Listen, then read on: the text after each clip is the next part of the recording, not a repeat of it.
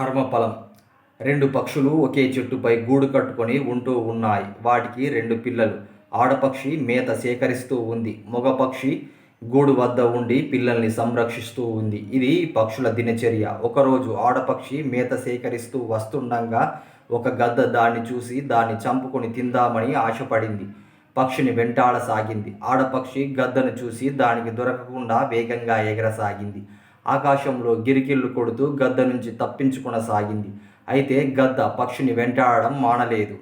ఆడపక్షి గూడు వద్దకు వచ్చేసింది. తన భార్యను తరుముతూ వస్తున్న గద్దను మగపక్షి చూసింది. గద్దను తానేమీ చెయ్యలేను, దానిని ఎలాగా వదిలేస్తే అందరినీ చంపేసి తినేస్తుంది. అందువల్ల ముందుగా తానే గద్దకు ఆహారంగా వెళ్తానని తలచింది.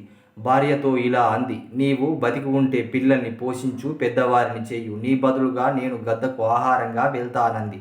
దానికి ఆడపక్షి రోదిస్తూ, నీవి లేని జీవితం నిరర్థకం, నేను ఈ గద్దకు ఆహారంగా అవుతానంది. ఈలోగా అక్కడికి ఒక వేటగాడు పక్షుల్ని చూశాడు. వేటగాడు మగపక్షి బలంగా ఉండడంతో దాన్ని చంపాలనుకున్నాడు. గురి చూసి బాణం వెయ్యబోయాడు. అయితే అక్కడే తచ్చాడుతున్న ఒక తాచుపాము వేటగాడి కాలికి కాటేసింది.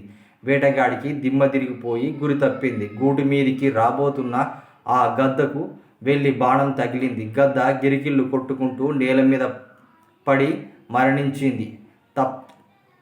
మరణం తప్పదనుకున్న పక్షులు పిల్లలతో పాటు క్షేమంగా గూటిలోనే ఉన్నాయి. ఆడపక్షిని చంపుదామని ఆశపడ్డ గద్ద వేటగాడి బాణానికి నేల కొరిగింది. మగపక్షిని వేటాడాలని ఆశపడ్డ వేటగాడు పాము కాటుకు మరణించాడు.